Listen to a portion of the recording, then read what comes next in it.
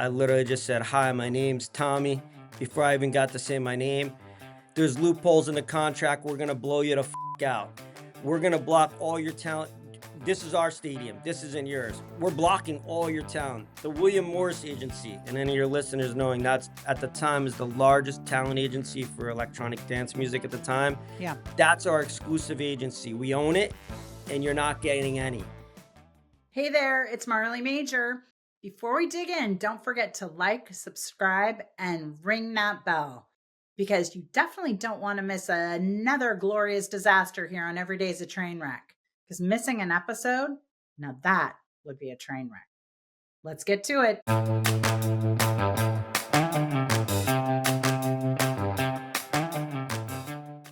Hello, everybody, and welcome to another episode of Every Day's a Train Wreck. I'm your host, Marley Majcher, and I've got the CEO of Juice Entertainment, Tommy Dorfman, with us. And I can promise you this is going to be a really good ride. Talk about a David and Goliath story. Tommy, without further ado, jump in and let's talk Live Nation or whatever other good dirt you want to talk about. So welcome to the show. All right. Thanks a lot for having me. Sounds great. Your situation with Live Nation has been going on for years. And I would love if you could just walk our listeners through the whole thing kind of from the beginning. How did this all start? Everything was going along as it often does swimmingly, and then something just hits the skids. So tell us about that. I was a pioneer in the East Coast out of New York, New Jersey in EDM. It was called house music when it wasn't cool back in the day. Okay. So I got into the festival industry. The Meadowlands, the stadium, for any viewers that don't know, it's home to the Jets and Giants. It was a new $2 billion stadium. Yeah. And I signed a 10-year exclusive contract to produce all festivals, all concerts for 10 years with the largest state fair. And that's for the Meadowlands, a 10-year contract. State Fair Meadowlands is the largest fair festival there for 10 years, starting in 2011.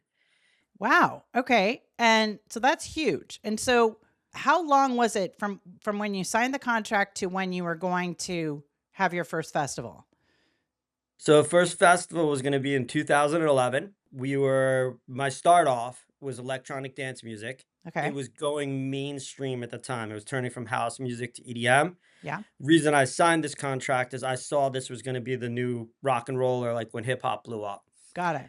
And I was putting on the largest electronic dance festival in the East Coast at the time. Everything was going great. Millions of dollars of offers out. Artists were confirming with us. We were on booking flights, staging, everything in place, all marketing in place. And then Live Nation Entertainment found out about it and did a multi-prong attack and wiped it out pretty quickly. Okay, so let's go back a bit. So I'm an event planner, and I know, first of all, you sign a contract, kind of scary. They're full of all kinds of pages and pages of legal terms. And then second, when you book something, I mean, you start booking all these other vendors. You're on the hook for those other vendors, all the deposits, et cetera. And it's kind of a chain reaction effect. Like, once you secure the venue, then you start securing all those other vendors, and they effectively block off the dates to work with you, right? At the time, when you say festivals, what would have been included in that term festivals at the time? The festival I was looking to put on? Well, just like the word festival, because I think these days when you say it, people are like, does that include Coachella? Does it include like a stagecoach? Is it the county fair? Like what would have been included in that term back then when you signed the contract? Awesome. So the State Fair Meadowlands, it's the largest fair in the East Coast. Okay. Hundreds of rides. So in an event space, concert space, they built for me to put over 100,000 people. Got it. So all my event goers were coming in for a multi-day festival where they'd have all electronic dance DJs, entertainers. Then they would have access to the whole entire carnival with hundreds of rides, shows, all included with it as well. And that was just one weekend, as we were planning on putting on tons of concerts and tons of shows over the whole thing for several weeks. So would have been in that case like a Coachella in the sense that it would have been a multi-day event, right? But you would have also, since it would have been at the fair or that the at the Meadowlands, they would have had all this other ancillary stuff going on. So it'd be a very cool thing for people to go to. Really cool thing, and Live Nation actually wanted to be involved with it because it was so cool, and it was kinda like the Electric Daisy Carnival, Yeah. which it grew to become because Live Nation had bought that, but we had a ton more rides, ton more exciting things with it, and it would have been the largest in the, East Coast at the time. We're not talking about like Fred's French fry shop, right? We're talking about the freaking Meadowlands. Like you had, this is a big deal. How did you even get that far? How did you get the connection with the Meadowlands? I mean, you don't just call and be like, "Hey, I'm Tommy. Yo, like let's do something. Let's hook up." How did you even make that connection with them? Well, out of New Jersey, I started off from nothing through house parties, lived on my own at 16 years old, got into the club industry at a young age. Hmm. I with a lot of hard work on my team, Yeah. and a lot of failures too, as you know, with Yes. event Oh, planning. yes. Well aware of Um, those. we grew it and we were running almost every major club between New York, New Jersey, Miami. Every major celebrity that came in through New Jersey came through me. It grew from where I was in the beginning fighting to try to get into a venue where they're all calling me to pack their venues. Yeah. So I was actually reached out to by the State Fair Meadowlands because they came to my clubs, in my shows. I just won like the number one sound system in the world the year before. I had the top celebrities in New Jersey where like a lot of times they would go to New York, but they were all coming to New Jersey for my events. Right. So they reached out to me as a lot of people were reaching out to me at that time because we grew that big with a lot of hard work. Right. So it's kind of like because 2011, I'm not going to say there's no social media, but I mean, it's certainly way before like everybody just DM'd each other. So you had this reputation, you cut this deal. Shocker, there were celebrities involved. So all of a sudden now people want to drink the Kool-Aid because you must know what you're doing if celebrities are interested in you, right? And so okay, so you're supposed to, when is the event supposed to happen in 2011? It was going to be the summer of 2011. Okay. And then when did it all start to go south? So you guys are planning, life is great. You've got this signed contract for 10 years. And then what? It was in February of 2011. I got a call from the owner of the State Fair Meadowlands. The guy's name's Al Dorso, was a real cool guy that I signed my contract with. And he Okay. was like, "Boys, what the hell you doing? You pissed off Live Nation." I'm like, and at the time, just I didn't even know who Live Nation was. I heard of him, Yeah. but I'm from the house music world. Right. They were never into house music. So Right. I was like, "What are you talking about?" Right. He's like, "They're gonna kick you out of the contract. They just came and met with me. They want you out. They're blocking all your talent worldwide. The show's over. They're threatening to block all your tickets from Ticketmaster. Said you're gonna get no tickets for the show."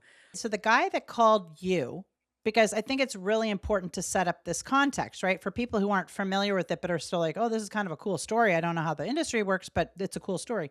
So how did, so why did the Meadowlands care? Like, I mean, I'm intentionally asking kind of a dumb question, but just to sort of get the clarification out of you. Oh, Live Nation calls. And as you said, you hadn't heard of them at that time. They certainly weren't as big a household name as they are today. So why was that so threatening to the Meadowlands? Well, I had the contract with the State Fair Meadowlands. His landlord is the sports authority that runs the whole Meadowlands. And when they came into him, they were saying it's their stadium. They put shows on in the stadium. They said, "This is their stadium. This is theirs. And I'm not entitled to have my contract and have my shows there." So live EDM was for reviewers, house music was going mainstream. Live And Nations and was hang on one behind it. second. EDM is electronics dance music, right? This would Electronic be dance music, okay. correct. And at the time, Live Nation wasn't involved in it. Okay. Their CEO had publicly put out things they needed to acquire or hire electronic dance promoters like myself, and Right. his fear was the lesser known organizations like me were gonna Yeah. lock up festival spaces. Got it. So that's why Live Nation got involved into it because it was the next big thing. And Got I it. was ahead of the game and they were behind the 8 ball. Got it. And why were they behind the 8 ball? Because they hadn't locked up because you had already gotten to the Meadowlands first to get a 10-year contract, or they just hadn't gotten the right talent in place. Why were they behind? Well, you'd have to ask their CEO, Michael Rapino, why they were sleeping, but they were not putting on EDM shows. Right. The few shows they put on were with my business partners running it. They didn't Hmm. even know the market. This is underground. I threw it in houses. My partners threw it under train tracks. Yeah. So this was an underground market. We created it. They didn't even know how to run it. Yeah. So they didn't, I guess they were sleeping and they didn't realize, wow. And then they just woke up and said, wow, this is going to be the new rock and roll. We need it all. That's why I was worried when I had the contract. As you know, anybody can come in, people try to steal your contract, do Yeah. this. I protected it really strong. I just never predicted thought of Live Nation because they weren't involved in the music scene. When you say you protected it, like you meaning you had good lawyers going in, meaning you were teeing up the contract in the first place so that you were thinking somebody's going to want to come into this. So you were having it written in such a way that it would protect you from whatever you could come up with, right?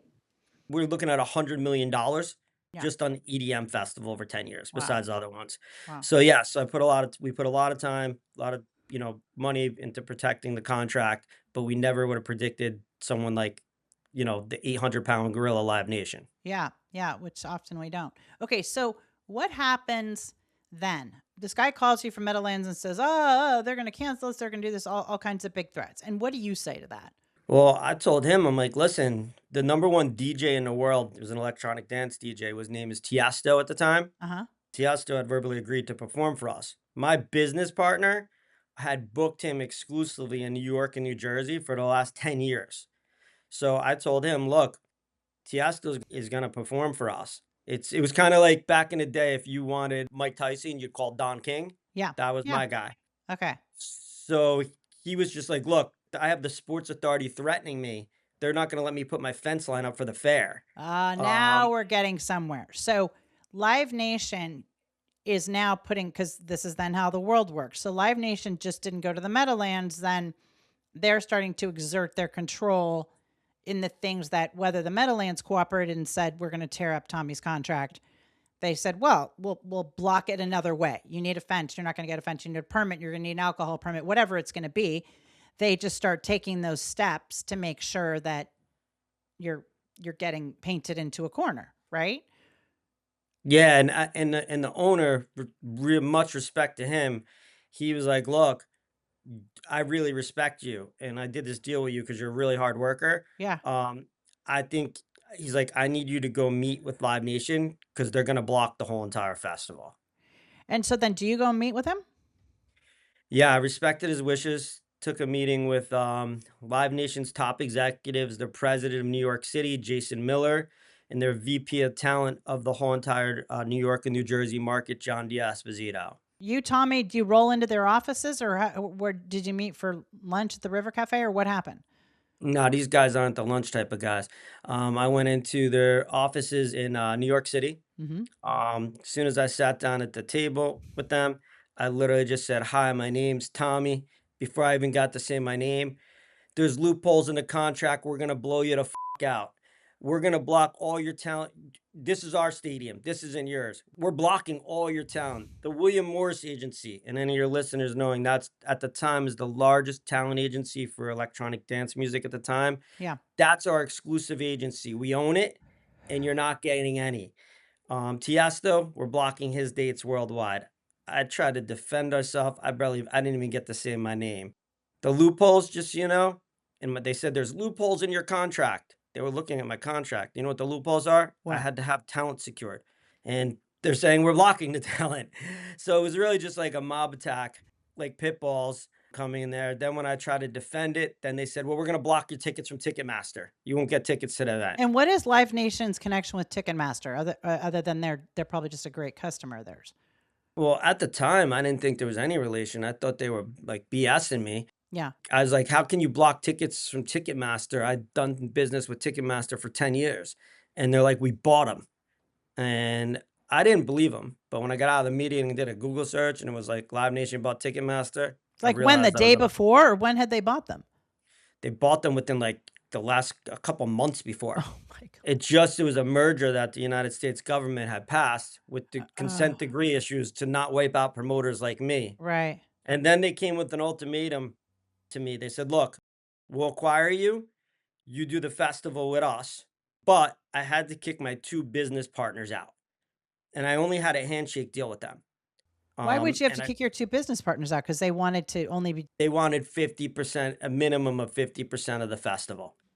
because any event they said of 10,000 people with electronic dance, they had to be involved. So they told me kick them out, they'll fund it, they'll pay me, acquire me, and then the show would go on. The way they came in and attacked, I'm not a person for threats and bullies, and I'm also a man of my word. So I wasn't kicking these business partners out. One was a living legend in the industry. Just I had a handshake deal just because these people told me so. So I was like, I'm Yeah. not kicking my partners out. Then they Yeah. said your show's over. They said we just doing a click of a button, the button's pushed, and that was it. So this is February, right? And you're Yeah. supposed to have it February of 2011. You're supposed to have the concert in the summer. And so they say, okay, great. We're pushing the button. We've bought Ticketmaster. So you walk out of that meeting and what do? Do you call your lawyer? Was your lawyer with you in the meeting? Like, No, I didn't have a lawyer involved in the music scene there just for contracts at the time because no need to, you know? yeah. I called my business partners. They were super concerned. And then we started reaching out to the talent agencies again the next day. No one would even answer our phone calls. Wow. Emails, phone calls, it went from booking, silence. So just as they said they would wipe it out, they wiped it out just literally in a click of a Do you button. know what they did? Like, did they just pick up the phone and start calling all their contacts? Were they like on a phone tree? Did they send out emails? Like, how did they get to all of it that fast? So at that time, I didn't know, except they just told me they were calling up. They were going to call. They already spoke with the agents and had all the talent blocked if I didn't partner with them. They Hmm. told the owner of the state for Meadowlands the exact same thing. They actually met with my business partners and told them the same thing.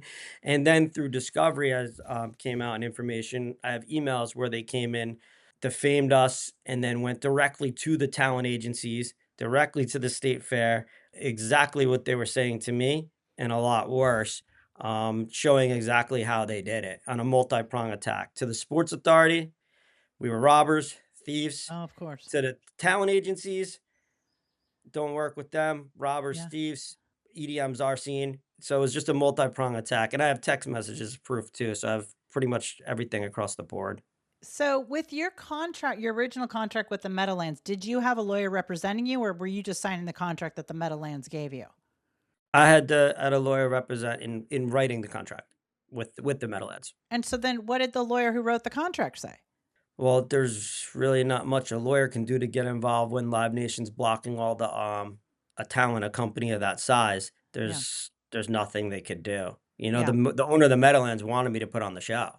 I give him mad respect. Most people would just try to kick you out. Yeah. He didn't want to. They have that much power and that much influence. They said again they would just press a button, and they did.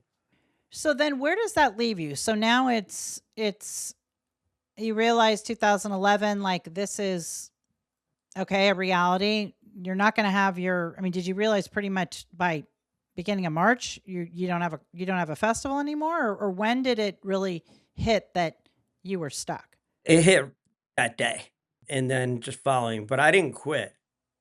I Okay. was trying every single way to be able to produce the festival. Okay.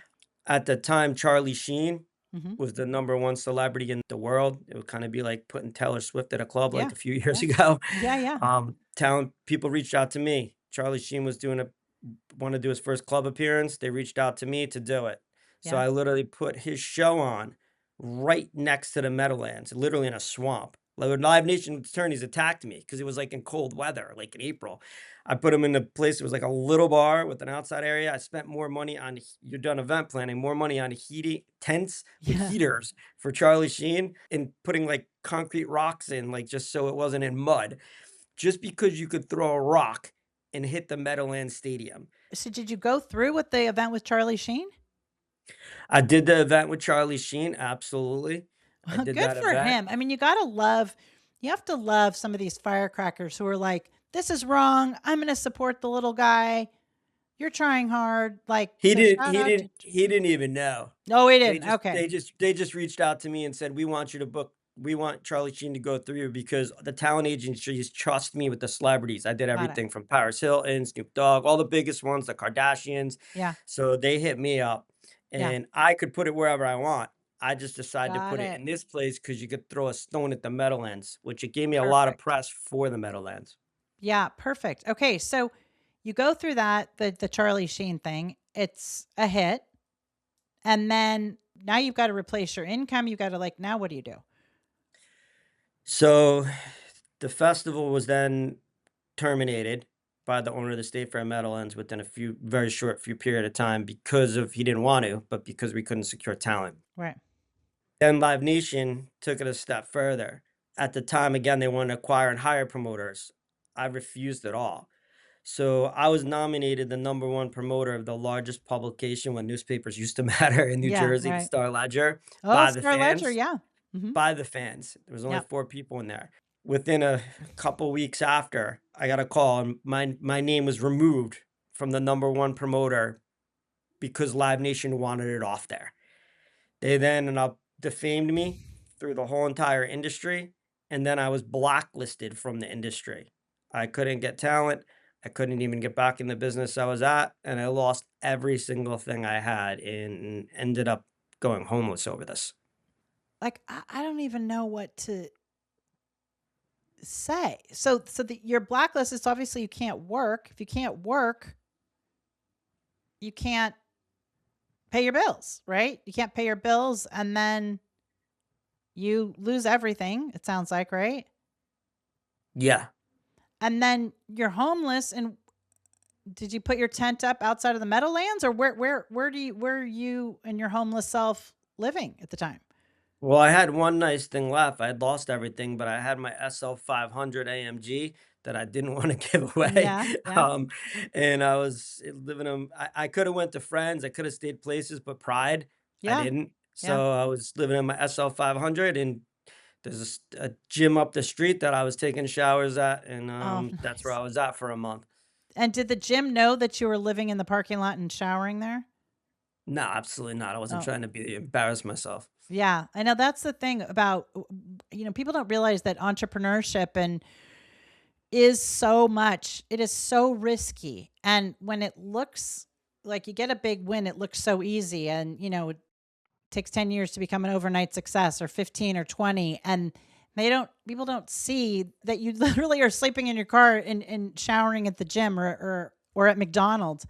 And so then what happens? Fast forward, because now we're 15 years later. So what's happening? What's going on in the last 15 years that then brings you to this show? What'd you do? I mean, I'm assuming you're not Yes. still showering in the gym. No, so I needed to get a job, and I had been in the business for over 15 years. I never had a job before. I only worked for myself. Yeah. So when I was trying to get jobs, the problem I had, my resume was like this big, Yeah. number one sound system, all these club magazines, Paris Hilton, and they're like, "What are you doing here?" Yeah. So I finally got a job selling cable door to door. What I happened was I ended up getting good at it really quick. Mm-hmm. And getting good at it, I was able to get money, make money, and that actually got me to be able to pay for an attorney to fund the litigation against Live Nation. Got it. I built a company with it over time, and I've funded that litigation for 16 years now, from door to door, working 7 days a week to do so. No way. Working 7 days a week since 2011 and it's 2026, working cable to pay your lawyers. To pay my lawyers and survive, yes. Yeah, yeah, yeah, of course, and survive. Oh my gosh. Okay, so before we get very far, well, first of all, anybody who has an entrepreneur who's struggling or wants to be an entrepreneur, like send them this recording so that they really know what it's all about and what these David and Goliath lawsuits are like. But just while we're in the midst of this, how can people, Tommy, find you? So in case they want to reach out to you, they want to help, how can they find you? And then of course we'll cover all that at the end. But are you on Instagram? What's the best way? Yeah, so my website's TommyDJuiceEntertainment.com. My Twitter's starting to blow up viral. I only had one friend on it. Now it's Tommy D Prime Tim 1. Do you have a QR code there? Like, do you have a GoFundMe, something to help your legal bills that we can help No, drive people I to? haven't done any GoFundMe or anything whatsoever. Now might be the time. Okay, so where Yeah, it's been a while. right? It's been going on 15 years. And where are you now? I mean, still no court dates, or have you had court dates in the past? Like, what's the deal? Yeah, so when it first started off, my lawyers said I would have a trial within 1 year. Live Nation was ordered by a federal court to turn over all the discovery Mhm. information that they have to for the case Mhm. within like 60 days. We kept going back to the court. We're entitled to this. 4 or 5 years later, Oh, I'm running out of money, Yeah. They only turned over 5% of the discovery, relevant 1%, federal court order. My lawyer literally says, we know the plaintiff, meaning me, is wearing out their welcome asking, but we're entitled to this. Yeah. They never turned it over. We finally had to throw in the towel on the discovery side because I have a lot of stuff on them, but it's only just 1%. Yeah. We had because we ran out of money. Yeah. So they've just delayed, stalled, same way they do in the music industry, Yeah. threats. And there's no reason my case shouldn't be a trial. I should have had a trial within a year to 2 years tops. I have 500 trial exhibits, tons of witnesses, tape recorded confessions, emails. Live Nation has 0 exhibits, 0 witness, 0 alibi, Wow. and I haven't been in front of a jury. What's the latest with the court? What do they say now? Well, 2 years ago, I had a firm trial date, Yeah. finally. And we subpoenaed all the witnesses. I've been in mediation so many times with Live Nation, and in the beginning, I wanted their money, Yeah. and I wanted my festival back. Yeah. As time passed and I saw all the information that I have of how they run a criminal enterprise, Yeah. I want a jury trial. That trial was right there, and then last minute, Live Nation said, "We want another mediation for the 16th time." I didn't want it. I refused to take their money, 'cause the trial Well, so gets they tried moved. to settle. Yeah, 16 times. Wow. Okay. I want a trial. Yeah, no, I don't want their I I don't believe want me. their money. I've got this fighting spirit you've got. So they were trying to say, "Hey, we'll buy you off or whatever." They want to give you money and go to mediation, seeing if basically if they could one more time try to give you money to make this go away. It sounds like. Yeah, but they knew I wasn't gonna take their money. They Right. just wanted to delay it because they don't want a trial. They had a Department of Justice trial coming up. Oh, Um, they do. Tell us about that. they just recently had it because that got done within 2 years. Department of Justice filed a monopoly case against them. The Department of Justice actually caved, quit, but the state AGs, they continued. I pushed Nice. heavily in my hometown, New Jersey did it, New York, California. They continued the case, and they had to pick up a lawyer within a week, and I know how hard that is Oh yeah. because I have 1 lawyer Yeah. versus 2,000 lawyers of Yes, theirs, and it's yes, not easy, exactly. Yeah. And they won in court just a few weeks ago, and on every count, guilty. Live Nation found of being a monopoly. So that just recently just happened that I've So been, so that must help you, right? I think it helps the music industry. It really helps because it can make it if they do the right remedies and break up Live Nation and Ticketmaster and break the Right. company up into as many pieces as possible to Right. make independent scene to thrive again, Right. then it'll help. It's good case precedent for Yeah. anyone, absolutely. Sure. But my day in court, I'm just sitting here. Yeah. There's people look at me sometimes like I'm crazy, like, "What's wrong with you? How could it be 16 years?" Well, I would because be it go just they keep kicking the can. That's how. like, I think our founding fathers had me in mind when they said, like, "Right for a speedy trial," um, Yeah. because in federal courts, I never knew this, but then I found out recently, I was like, "How can I not have a trial?" Yeah. There's no statute of limitations on how long it can be dragged out Oh, between okay. the lobby power and everything else, and you have to wait. You're at the mercy of the Well, power of these companies. okay, Tommy. So what we need to do is we need to manifest for you somebody to who's going to listen to this podcast or somebody who is a lawyer in the legal industry or in the music industry who can forward this to somebody who's, a scrappy fighter like you and I are, who can move the needle on this and who can say, this is just not right. And let's get this handled one way or another. Because 15 years is too long. And it's a matter of principle. I do think, I mean, I'm not a lawyer, can't give you legal advice, but I do think that it does help that, they had a loss a couple months ago. So let's hope that helps. What else can people who are listening to this story, what else can they do? Do you want them to reach out to you? Do you want them to quote buy you a coffee? Do you want them to I don't know. What are the next steps and what can we do? So I think the biggest thing for anybody listening, if anybody, the people that care Yeah. about why ticket prices are so high, Yeah. when the fans that get ripped off every day, that's why I've continued this case. Got it. I would have threw in this towel, took their money years ago. I Yeah. have information showing how they have 2 sets of books, run a Oh, racket, wow. Yeah. a criminal enterprise. I have it. Yeah. And if my case goes to trial, their top executives will go to prison from the evidence that I have. And that's why I think it hasn't gone to trial. Yeah. I recently just sent a press release out the other day to the US Congress demanding them to ban all kickbacks and rebates in the live entertainment industry that Yeah. Live Nation survives their business off. Yeah. So I think if anybody on here cares about independent promoters that have been wiped out from Live Nation, I'm just one victim. There's Yes, of many. course. Right, right. All the artists, development that's been destroyed. And if you're pissed that you pay so much money for tickets every single day, you can be in the music world, sports Yeah. fans, they're complaining to me. They're reaching out to me, supporting Yeah. me. They can go to their legislatures and tell Ah, them, like, okay. listen, That's good. act. I'm telling people, look, Live Nation spends a lot of money on lobbyists, a lot. Yes. Yeah. But lobbyists don't vote, Yeah. voters vote. This is bipartisan. Yeah. When do you get it? This is a bipartisan state Right. AGs that took them to trial. So if Oh, you reach out interesting. to your Interesting. Yeah, because yeah, Democrats and Republicans, everybody likes music and everybody likes entertainment. And well, isn't this a little bit like the Taylor Swift fight where she was fighting to get her music back and all and like I mean, it's the whole like the Taylor Swift thing started this for the Monopoly trial.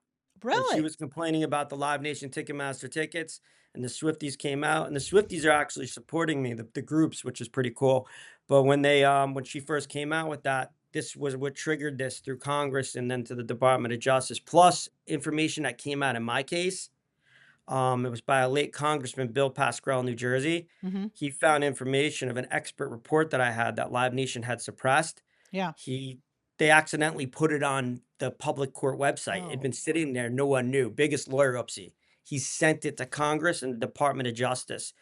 Within 2 months, the DOJ filed their lawsuit against Live Oh, Nation. nice. So there are a lot of places to hit, and hopefully, I did a segment. I think it was last October, November when Taylor Swift's new album was coming out, and I did the segment at her childhood home, which was hilarious. So, all right. So, Tommy, again, how can people buy you coffee, find you, reach out if they've got somebody that they think can help?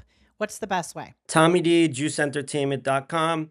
And then if you Google my name, Tommy Dorfman, Tommy D, Yep. my social sites I don't know them off the top of my head, between my Instagram, TikTok, and then my Twitter is Tommy D Prime Tim, TIM1.